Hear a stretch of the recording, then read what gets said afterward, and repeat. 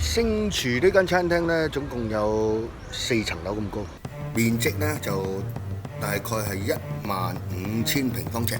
地下呢就會係一間中式嘅餐廳啦嚇，咁啊總共有5間唔同嘅房，每間房呢都會裝咗一個卡拉 OK 嘅嚇。你可以用條旋轉樓梯上2樓，又或者坐一架好寬敞嘅 lift 上去。再嚟都可以行樓梯嘅。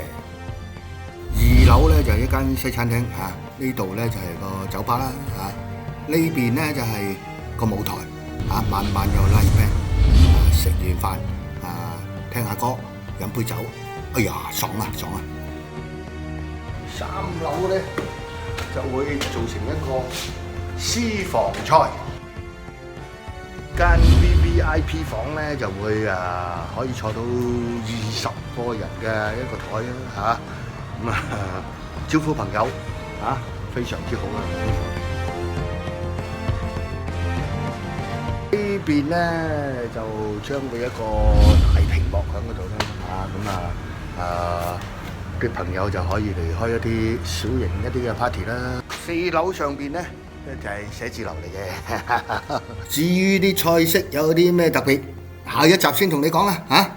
但係記住，7月初星廚試宴啟航試菜。